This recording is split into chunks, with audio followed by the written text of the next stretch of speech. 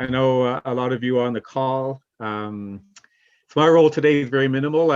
Most of my work's already done. I've coordinated the call with Dr. Swim, with Susan, and helped organize everything. And so basically today I'm just going to introduce Susan and her team that's with her, and they're going to introduce themselves and walk us through a presentation. And then in a little while, we'll have a chance to have some breakout rooms and have a discussion around a question they're going to pose for us. So on that note, over to you, Susan, and your team. So we're very excited to have you join us today to talk about some themes that we're very passionate about and that guides our work.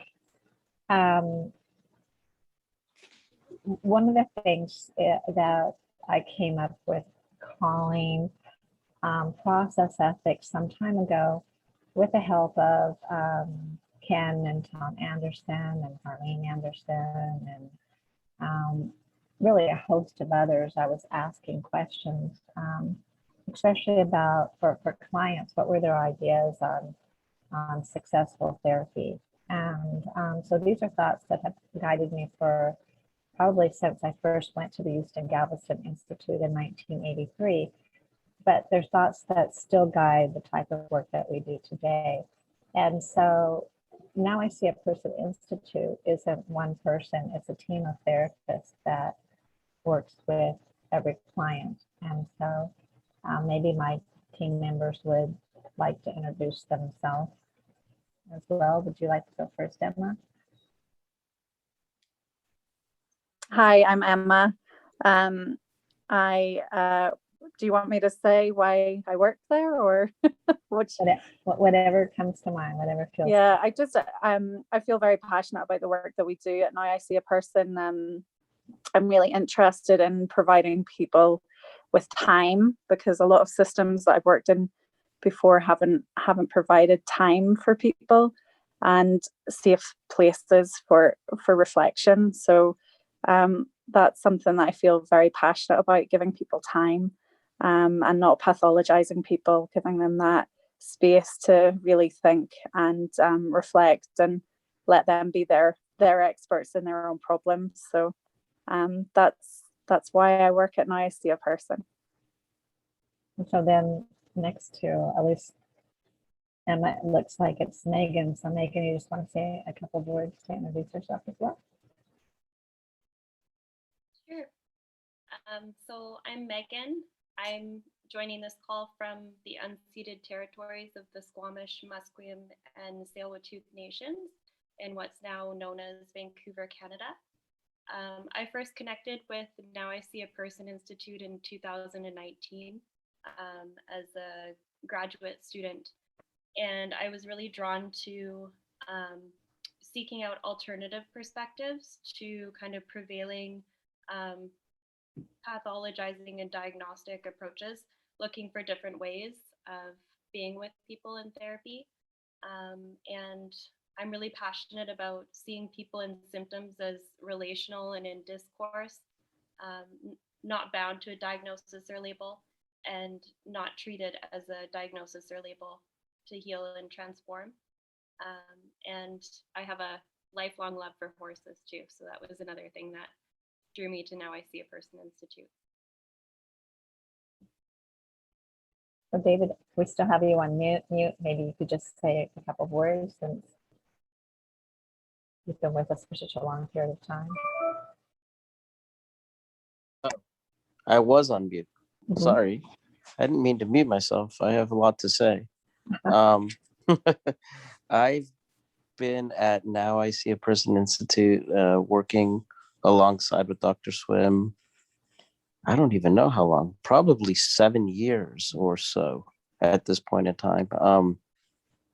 Before I was at Now I See a Person, I was in the legal world, which was not a great fit. It was super confrontational. And I saw people sad all the time. So I went back to graduate school got my master's in clinical psychology, and the first traineeship that I did was at a drug rehabilitation center that was really more like a prison than anything else. And I saw no one getting better. And I thought to myself, why did I make this career change? I'm just as miserable now as I was then. So then I actively sought out something that was different, where I could actually see change and hope and people smile and so on and so forth. So I really believe by not by accident, but by divine intervention, I think that Dr. Swim and I connected, and it was difficult for me at the beginning, as Dr. Swim will tell you. I was probably one of her hardest trainees. However, I think that Dr. Swim and the clients at Now I See a Person Institute really taught me how to listen. I didn't know how to listen before. I was so used to giving advice as an attorney that I really didn't know how to listen. So at Now I See a Person Institute, everything slowed down for me. I began to listen and really listen to people's stories and where they came from, and I started speaking their language. I always had that innately within me, but Now I See a Person brought that out. I always had the heart. I always had the compassion. I always had the willingness. I just didn't have the tools to do so. I was always just thinking, like, how can I answer this before that person even asked their question? And so everything really did slow down for me. And it was all of a sudden I saw people getting better once I started really listening to their stories and really putting myself in their situations and really not judging at all, but just being a person that was there to guide, in a sense, from my heart and what I truly felt from within. And once I started doing that, it was pretty seamless. I think that probably took about a year, maybe longer. Dr. Sean will probably say longer. I don't know. But once it started happening, it was miraculous. I saw people getting better. I saw people coming up with their own solutions on how their lives would be better. And once people get traction and hope, then everything else changes. They look at the world instead of being a dangerous place to being a place that is inviting and full of opportunities and full of good people. And these are people that have gone through extreme traumas, traumas that are unthinkable. And I saw them get better, and I saw them really create lives for themselves and opportunities and hope. And it was a very humbling experience, for sure. And now I have confidence that anybody coming into Now I See a Person Institute, if they give it a chance, can heal, no matter what their situation is, because of the love and the support that we give them, and the space that we give them to really be themselves.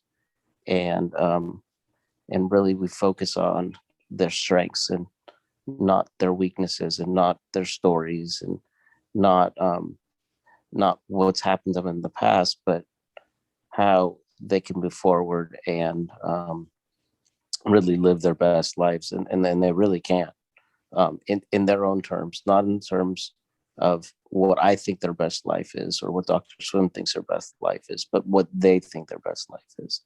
And I feel honored, and I feel like Now I See a Person is a sacred place where sacred conversations happen and transformation happens, and it's sustainable. It's not like they come to us for 2 months, and 2 months later, they might stop by and brag about their accomplishments, but they're doing so much better, and they come up for tune-ups here and there, but for the most part, they they are the same people, but instead of looking themselves with a lens of deficiency, they look themselves as powerful people that can do what they want to do and have real autonomy over their lives. And I feel like it's a sustainable change that's passed on from generation to generation. So the work what we do with parents, at this point in time, right now, their kids will do with their own kids, and so on and so forth. So I think the intergenerational change is something that is so valuable and really, could change. We're not going to change the world, but we're going to change a family, or they're going to change their own family.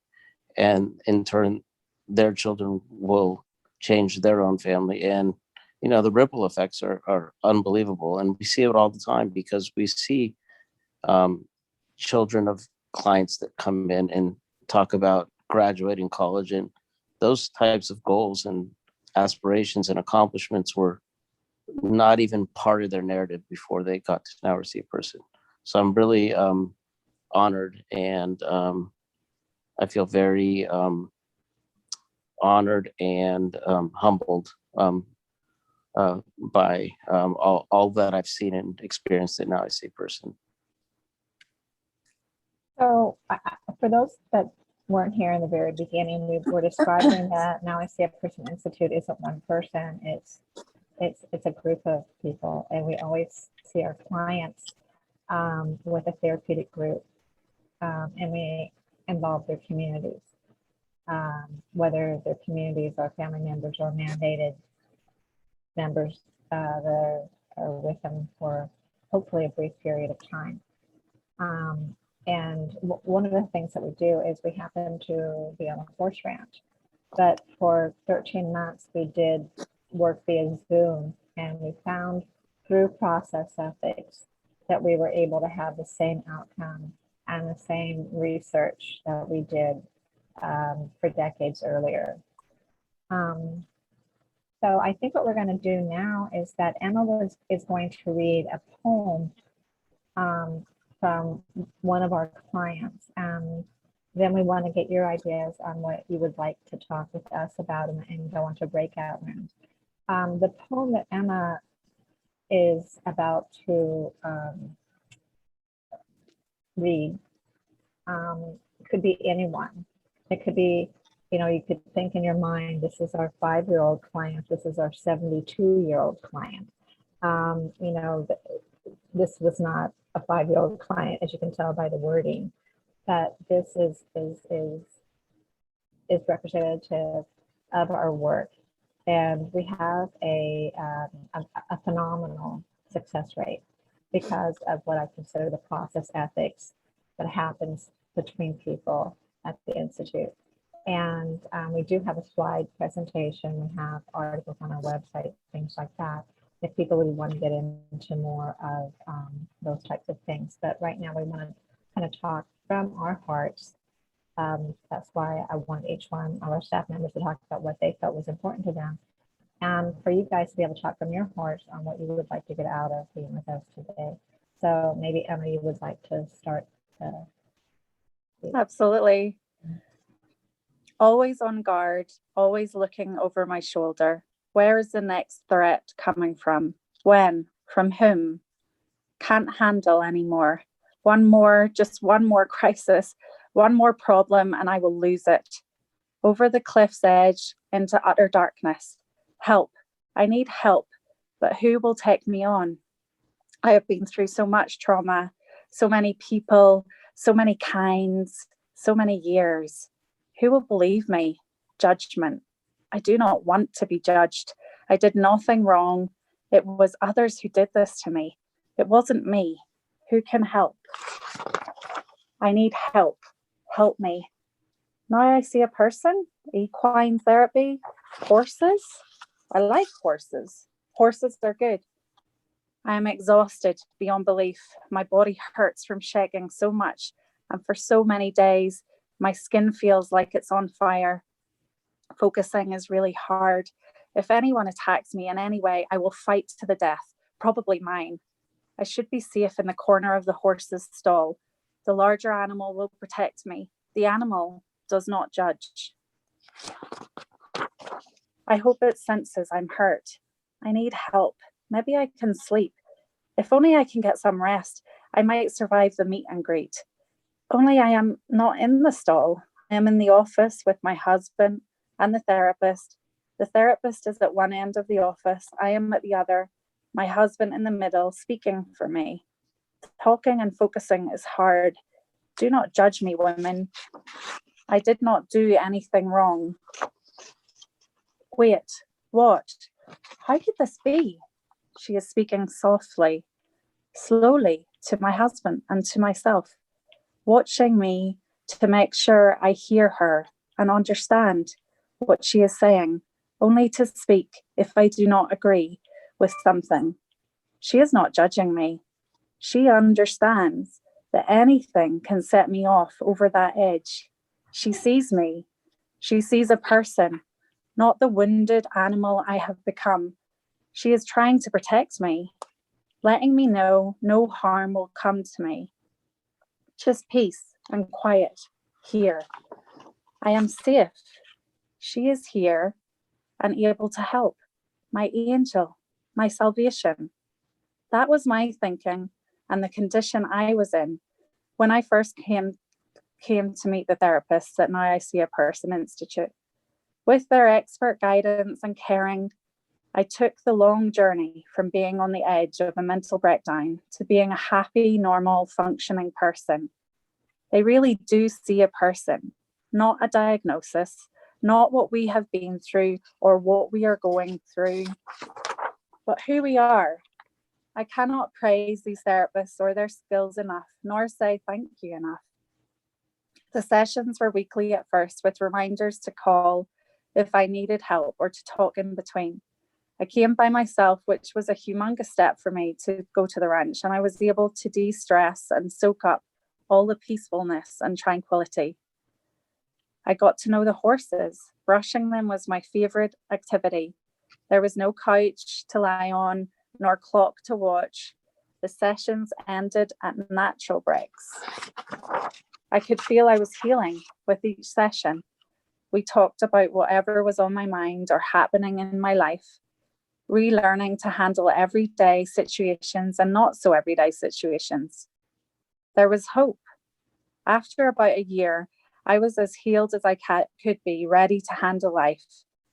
And today I am able to handle whatever life brings me. I say, bring it on and watch me fly. So we also have prepared a PowerPoint, and we have no idea what we want to do with that, except that we want to give it to you as a gift. What we would like to do now is to maybe get some introductions from yourselves and some ideas of what you would like from us.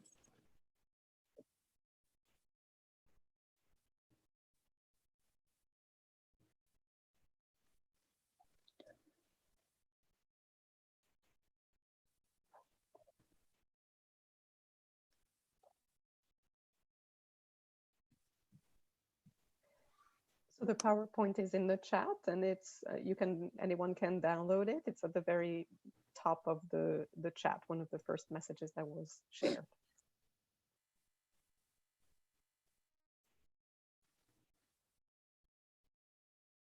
Or if nobody wants to introduce themselves to us, which doesn't seem fair, but it's okay, then we can go into breakout rooms and we can talk among ourselves about what ideas you have, what types of things you would like to talk with us about or each other about. We could start that now as well. Are any particular slides that you think maybe have, brief content that we can direct people to prompt conversation in the breakout rooms? Susan? One of the slides that I'm just using my wrong mouse, one of the slides that comes to my mind is the third slide. And this was from earlier on. And this third slide actually, I had a tremendous amount of criticism because people didn't think that therapy could be as easy as, in particular, what this one person was talking about. That people, psychologists, therapists, etc., need to realize that everyone is human and nobody is better than the next. Some may be a little more confused, some may be stressed, some may need guidance, some may be overwhelmed at times, and some people just simply need to verbalize to somebody who has the time to listen and who cares. When I was suicidal and doing drugs, I never felt I had to hide these from you. And I didn't fear you would label me like my school counselor. That counselor scared me. I just wanted to change and quit hurting. So when I submitted this into an article for a journal, one of the editors on the side said bullshit in red. And I was like, my goodness, I didn't realize that these types of comments were so controversial, because I was thinking that most people did realize that it's the presence as therapists, it's who we are as therapists, and that relationship that we develop together that produces what happens, and hopefully the positive outcome. The next slides, I just found out I have cataracts, so I can't see very well at this point in time. But the next slides talk about that what we see is that that this was a quote that came from one of our clients, and some of the articles that we've been writing this year on extraordinarily normal or extraordinarily normal. And that's what we call when our clients are able to resolve. Most of our clients come to us because through word of mouth or from other institutions, because they're completely hopeless, that they've had lengthy periods of therapy, medications, hospitalizations, institutionalizations, and none of this has been successful. And so this was something that, along with our clients, that we quoted as to what represents process ethics. So if you just go down the slides, and I don't know if the slides are that necessary to go down. This was really a parting gift to give you, not so much as something to read and then have to talk off of, but our clients come very, very, very hopeless, and most of them are very suicidal, or if they aren't suicidal, they have no idea whatsoever what is going to happen to them. They do not have support systems of any kind. And we have, over the last 10 years, been conducting continuously qualitative research on what are the types of variables that are helpful to them. And all of these are the process ethics. And I think that one comes out in, let's go down to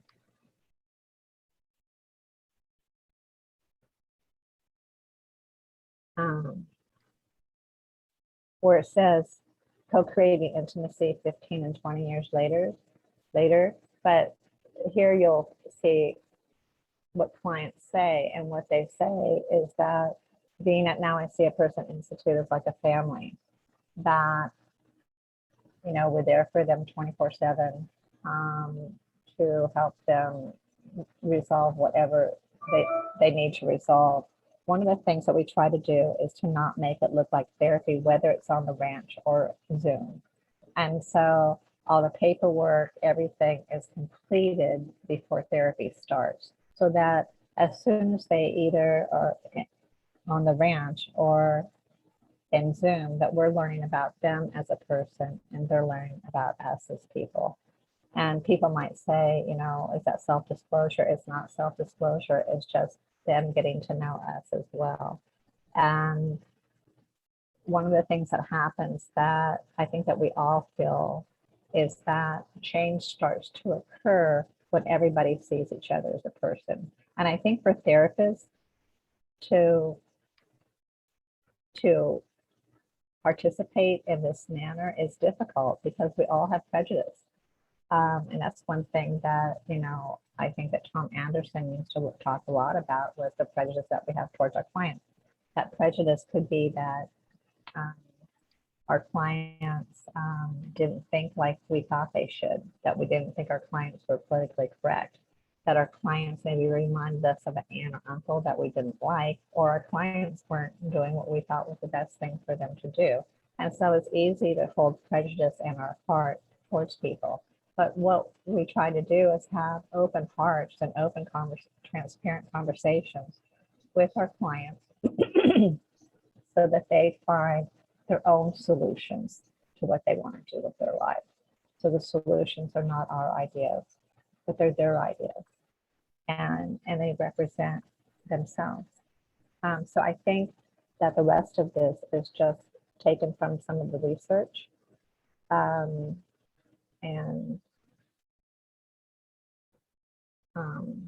especially some of the research from 2021. And I mean, I think this is something that you guys can look at yourself, and I'd rather break up into the small groups than be reading off a PowerPoint that I can't see very well anyways. So maybe that's what we could do, is we could break up into the small groups at this point in time. Okay, and we'll do that for about 15 minutes. So coming back around quarter of. Okay. Yeah, I think in our small discussion group, actually, Daniela, if you don't mind me saying what you were saying about what nature provides us with, is that commonality between each other, that we don't have this, we all don't know what's going to happen in nature, what the horses are going to do. So it all brings us down to the same being, that we're all human, we're all people. And we're responding in this environment together on an equal level. But I think with nature, it's just very calming. It's calming for us as a therapist. Certainly, like systems that I've worked in before where it hasn't been in nature, I have noticed my stress levels being very high. And I wonder how that then impacts on the people I'm working with. Certainly, and now I see a person with the horses, it is calming. I mean, initially when I came, it wasn't calming because I had no experience of horses before. And the process that Dr. Swim and the rest of the team brought me through, I love horses now. I'm so connected to them, and I feel so good about myself that I was able to connect with them and come out the other side of fear. And so people that are coming to our service that haven't had experience of horses, we guide them through that process of that they don't have to connect with the horses. They can just observe, and they're in a natural kind of healing environment where they're in a backdrop to the work that we're doing. So they have the choice to feed apples, carrots, brush them, walk them, with the safety of us being there who already have the connection with the horses. So then we're the bridge that then helps them connect. And it's very powerful for people. You know, an individual who has been victimized all their lives and in a domestic abuse relationship, and then to be walking a very large animal is very, you know, a woman turned around to me and said, I feel so powerful for the first time in my life. So I think it's just, the horses have this, they're part of the herd, you know, like they're a herd animal. And when people come to our place, they are part of the herd. And you know, horses don't like them turning their backs on, you know, us turning their backs on them. They want to be part of the conversation too. So that inclusive environment of them in nature is just very healing place. It's a very calming place for everybody. You know, we sit under an oak tree with horses neighing in the background and having conversations with people. And it also instigates a lot of conversation as well because of the relationships between the horses. So that will instigate conversations about parent and child relationships, because Teresa and Oliver are mother and son, and Jack and Maggie are best friends and haven't been separated most of their lives. So those conversations happen quite naturally. And I like the other thing that you used to say about that when they step on to the ranch, there's the problem dissolution starts, because That's right. we introduce them at first to the horses. So I was explaining, I think earlier, that we do all the paperwork ahead of time, and we find out what's bringing them in ahead of time. So we might take an hour to talk to people before we actually see them to get a sense of what's happening. And so the first thing so most of the time, what we do know is that these are very complicated situations.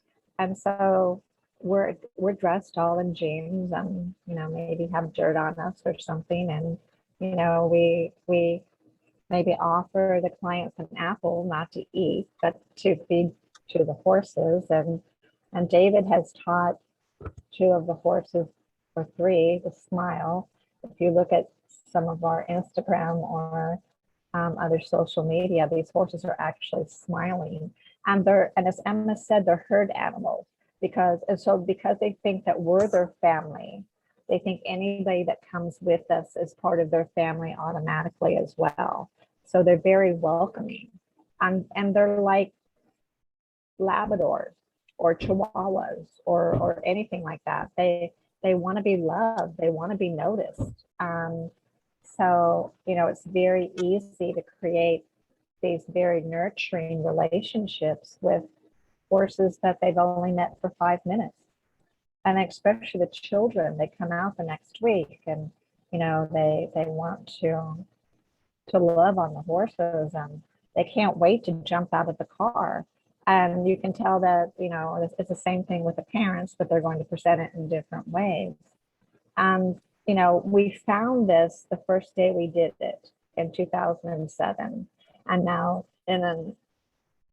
this year, it's exactly the same. It's so amazing that, you know, I had a woman once say that Maggie always looked sad because she heard so many stories, that people will be telling stories of rape, or they saw their father killed and they haven't went to the funeral yet. Very raw stories. They're petting a horse at the same time. So there's something very dramatic that happens during that period. And again, what we call the process ethics of being with our clients. We do try to, you know, for those 13 months or so, we did not have the horses. So we used people's homes in the same way that we would work with the horses.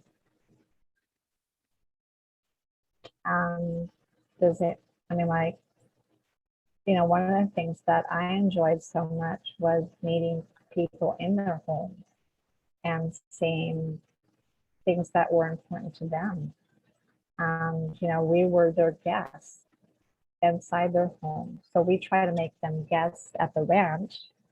And then it was kind of, the tables were turned a little bit where they were making us guests within their homes.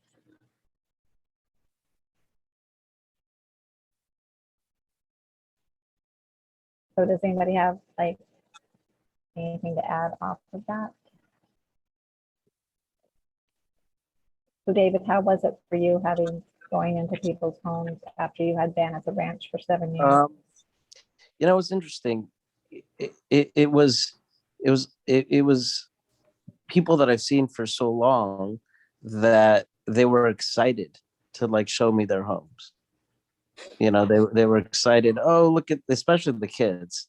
You know, the kids were really enthusiastic about showing me their toys and doing flips and their video games and what have you. And you know, it was like almost like if they could have offered me a piece of cake, they would have. They were so warm and wanted me to be there and look forward to me calling in every day and talking to them. I think it sort of broke the monotony of their week, you know, going to school and doing everything via Zoom and this and that. And I think it was like talking to someone that was familiar from the past was very comforting for them. So I feel like it was a great experience. And I feel like they're all very much looking forward to coming back to the ranch, though. They missed it greatly. They always ask about the horses. They always are very curious about the ranch and who's taking care of the horses and so on and so forth. But they were very warm and welcoming and made me feel like I was VIP in their home, even though they were the VIPs. But they were all great, and it was a really positive experience to be doing Zoom therapy. I never thought that it was possible because I'm kind of like an energy person, and I like to, but it certainly worked, and I was very surprised.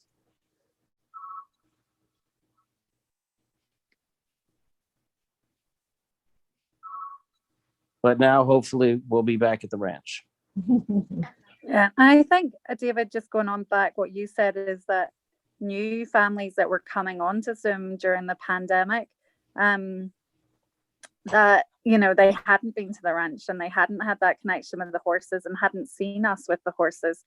So I felt that the new families or new individuals that came on, it didn't, like it took a longer time for that connection to happen for them to invest in therapy with us, because they didn't have that experience of seeing us with the horses and seeing that we look after the horses and that they are like, oh, there might be a little bit trustworthy because they you know, sing lullabies to their horses and feed them apples and horses and brush them and take them for walks, and they weren't having that experience of us. But then the connection did happen after that. You know, it just took a longer time without the horses, I felt. Well, what we felt also was harder on us. We're at the ranch, it's like, okay, immediately you've got this relational connection. It's intimate. And, you know, when I used to give presentations at the ranch, I would say that, you know, if a client can learn, the client can attach to a horse or begin to attach to the horse, they're going to attach to us because we're the people that are taking care of the horses. So not necessarily are we just therapists, but we're horse nurturers or whatever. And so it was very, very easy, regardless of the population of the client that was coming, for them to form intimate relationships very quickly with us. And we found in doing the Zoom sessions that we had to work a little bit harder, that we didn't have those horses to bounce off of, you know, and that the intimacy was still created. But sometimes it was created through, I'm just thinking about a mutual client that we were seeing, that they had this fish tank, remember, in the room. And we're having conversations about how do you keep fish alive, which is, at least in our home, a very difficult endeavor to do. And so that we're all people talking as people together, instead of looking like you're a therapist and you have these answers that you're going to somehow have all this cleverness to give to clients very, very quickly. I wish it was like that. But I think that for us, sustainable change is having these intimate relationships with our clients where they feel safe. I have this one story of one of our clients that we just recently read, did an article on Metalagos, as well as Mad in America.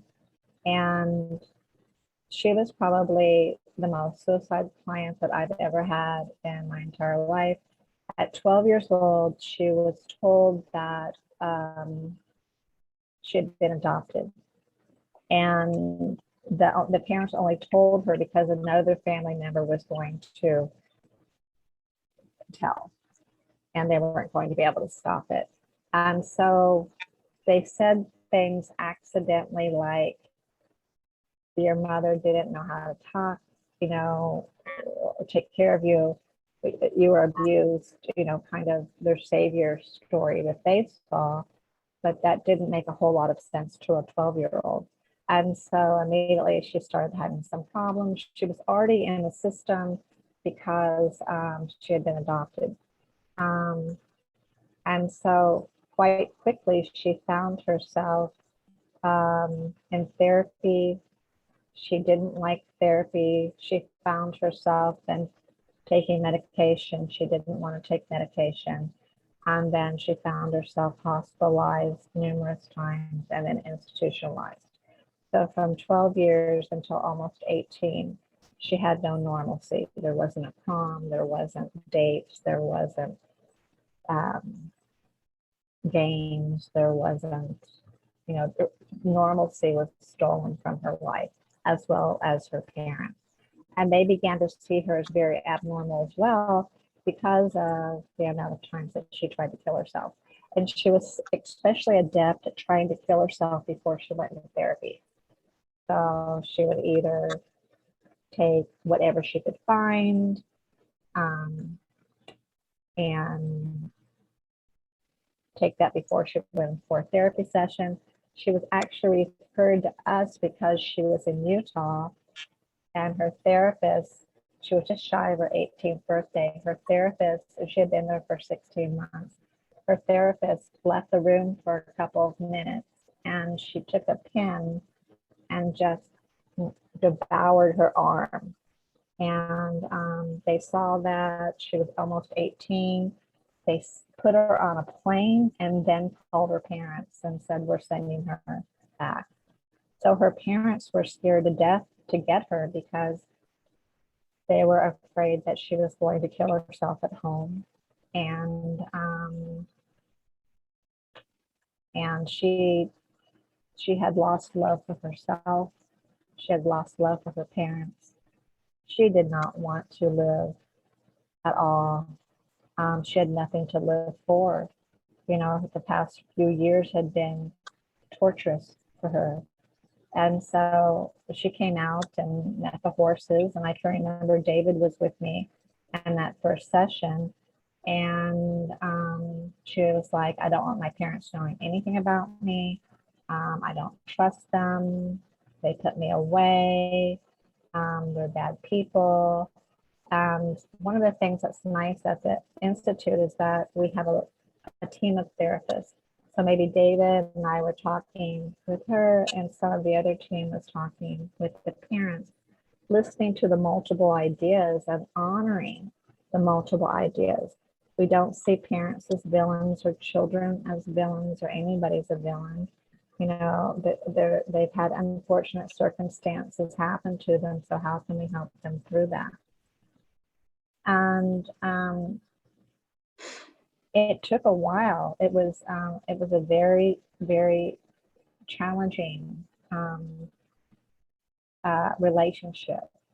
But one of the, you know, we always talk about kind of that moment and therapy for us that happens when a client sees us as a person, because we're already seeing them as a person before they see us as a person. The last thing she wanted was another therapist.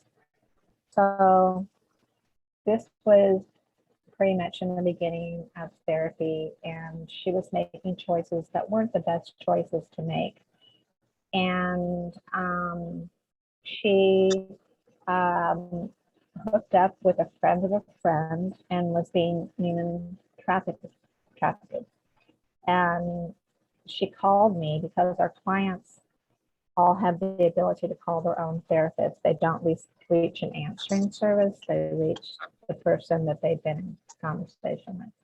So she called me, and I don't know if it was like probably almost midnight. And she was in the car with this guy, and he was going to rape her and take her to Santa Barbara, which is, I don't know how far from Los Angeles, but like a 2-hour drive. And then from Santa Barbara, who knows where she was going to go. So she pretended like I was one of her friends, that they could pick me up too and go on to Santa Barbara. So she's texting me. So while she's texting me, I'm on the phone to the police, and I'm on the phone to the parents. The police, the local police from her neighborhood, did not want to do anything because they had known how many times she had been picked up for trying to kill herself, that they were like, you know, this is just another, I mean, like, they were so jaded. And so I was able to get another police department on the phone, and they were able to track down her phone and find her. But before that, she was sexually assaulted. After that, our relationship changed. She no longer saw me as one of those therapists that just wanted to help her, like all the other therapists that she had seen since she was 12, but that I actually really cared genuinely for the outcome of her. And I think it was a real turning point for all of us, because Megan and Emma and David, as well as myself, were all involved. And we wrote an article with her last year and did research with she and her mom a couple of years ago before the pandemic, asking the questions that we usually ask. How are we different perhaps than previous services before? What was helpful? Maybe what were some things that weren't helpful? And it's funny because she talks about in that, and that research is on Metalogos. It's also on our website,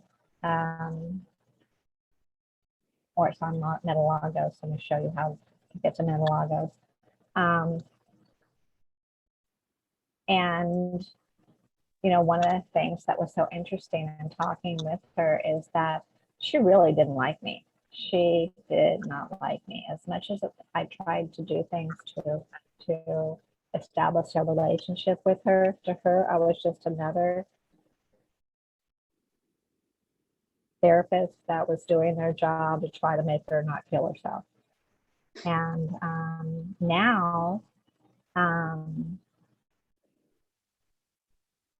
oh, do you want to go ahead, Megan, and say that, please? Do you want to add in? Yeah, I was just adding to the chat there the link to our research articles that can be found on Metalogos dating from 2008 to 2021. But now she has 2 years of the university underneath her belt. She and her family have moved to another state. She called me up a couple weeks ago to let me know that she had gotten her wisdom teeth taken out. And and she's doing amazing. But for a significant period of time, she did not want to live. And she's also had her first boyfriend. She's had so many firsts in her life that no longer does she have to live off our faith that, things will get better. We were in high school too. They were horrible. How you can't sell people on that, they have to experience these things. So she has experienced these things, and she's happy. And so that's where we came up with the word extraordinarily normal, because she's just, it's like I'm having the same conversations with her that I would have with Emma on any given day. And but when we first saw her, I was afraid she was going to succeed in killing herself.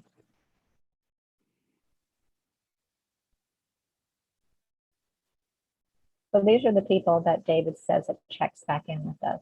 She just wanted me to know she had gotten her wisdom teeth taken out because she had had some esophagus problems and problems with her stomach for the last 6 months.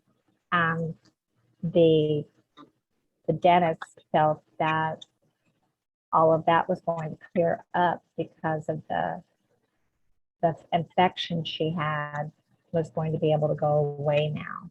So she was just sharing information, talking to me as one person to another. I think I talked to her mom that day too in the background, and I was like, "Hi, how are you doing?" And the mother was like, So it's these, some people ask things like, "Well, how do you not get enmeshed with your clients?" And I mean, like, they don't know anything really about us. They don't really want to know anything about us. They might want to know, where's Emma from, because she has an accent, right? Or something like that. Or, but, and then, after a period of time, they will stop altogether contacting us, unless maybe they have a baby or they graduate from college, or who knows, certain types of life events. But would any of you guys, Emma or David or Megan, like to add to the story, because it's your story as well?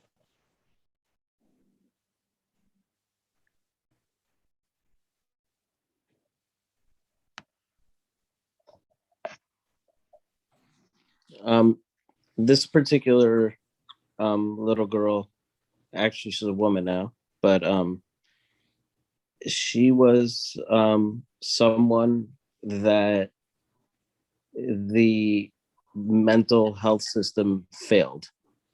You know, and had she not,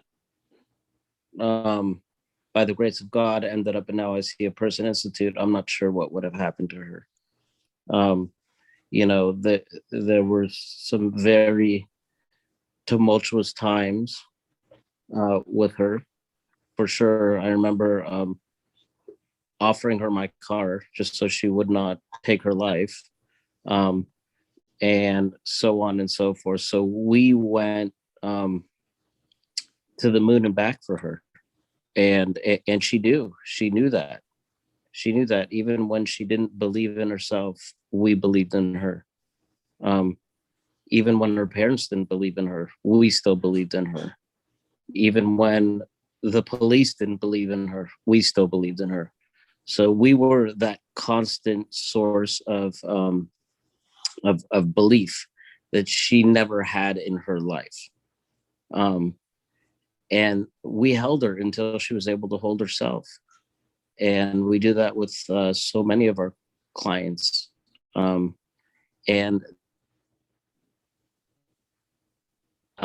is for us never to give up hope until they have established a life for themselves, and now they can have hope for themselves.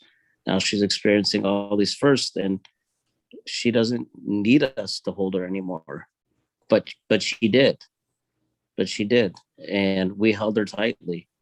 And not everybody's like her, but it's cases like hers and people like her that make this work so rich and so meaningful to me. You know, that the car, so we're just trying anything, you know, like David had just got a new, I don't know, smart car, electric car of some kind, and we were like, okay, you know, like David's willing to give you his car if you just let us know where you are right now. And luckily somebody would find her. The odd thing is that they never kept her in the hospital. So they might pump her stomach or something like that, and then they'd send her right home because it was Kaiser. I don't know if anyone knows what Kaiser is, but it's a hospital that follows you. It's not like you go to different hospitals, and they had seen her so many times for so many suicide attempts. They were far too happy to say, come back and see our team. We don't want you here in the hospital because you might try to harm yourself more here than you did before you went inside the hospital. So by those types of things, she knew that, she knew that we cared. It was just getting her to a place where she could start to care about herself and her family, because her family, one of the things her mom talked about in the research was that when she went into her daughter's room each morning, the mother had to leave, I think, at 5 o'clock to go to work, that it was like a leukemia patient, that she didn't know if she would be alive or dead each morning that she went in. And so for that mother, it kind of distanced her from her daughter for a period of time because she was afraid that she was going to be dead all the time. And now they have this amazing relationship, and it's just such a beautiful endeavor. And it wasn't that we did anything clever with them or had any clever techniques or anything like that. But as David said, we didn't let them go. We where other therapists would have been angry, I once remember bringing her into the outside office. We call it the family room. And it was a little cold out there. And I said, is there something that we're doing wrong that you don't want to live? Is there anything that we can do that could be better? And it wasn't, no. It had nothing to do with us. It had to do with her and her experiences. And so little by little, things got better for her. And little by little, she wanted to live. And then that snowballed. But she knew she could always come, whether it was 1 day a week, whether it was 4 days a week, whether she called at night. She didn't call in the morning. For some reason, everyone always picks nights to call, but I think that's when they're thinking about things. But, she contributed to the article with her mom that we did. So. It's because they want to try you out. That's why they call it night. So they want to say how much you can take. Will you still be there for me? If I call you at night or whatever, will you be there? Mm-hmm. Yeah, do you truly care? Yeah, sure. Mm-hmm. No matter what, are you there no matter what? Mm-hmm. And that's what David said. We were there no matter what.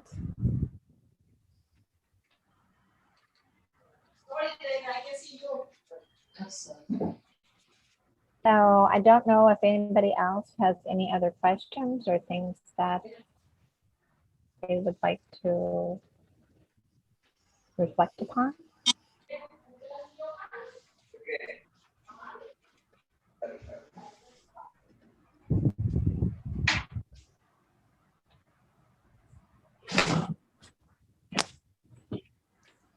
You slid in. What happened? I said you slid in. Yes, I did. So, Oh, well, oh, was go there a ahead. question for me? No. Oh. We also have an ICCC program, so we're part of the Houston Galveston Taos endeavor. It's the International Certificate and Collaborative Dialogical Practices. So people come to train with us as much as they want. So some people come via Zoom, some people come like Megan did and spend times with us. And so it's always wonderful to have people from, at least for me, people from different countries to hear about their experiences and how the United States has different services. I know for Emma, it's been a real education seeing how things are here as compared to where she has practiced before. And Yeah. and that's maybe why you're moving back home. No, not at all. Just to be closer to family. Yeah. Yeah. So that's us at 10:30, I think. Mhm. Yeah, so we're just about coming to a close. And if people want to contact you, Susan and the team, do you want to put your email addresses in the chat for people to reach out to you if they want, or any other resources you want to share? Sure. So, and thank you everyone for joining us. So again, there is a recording that can be available if you want it. There is the PowerPoint slide in the chat that is available to you as well. And feel free to reach out to us or reach out to the team. Thank you for being here. And thank you, Susan, We and thank Emma, you. Megan, and David. Thank Thank you for your time. Yeah. We Thank you thank so you. for much. coming. Thank you very much. It was very inspiring. Thank you. Thank you. Thank you. Thanks, Alex.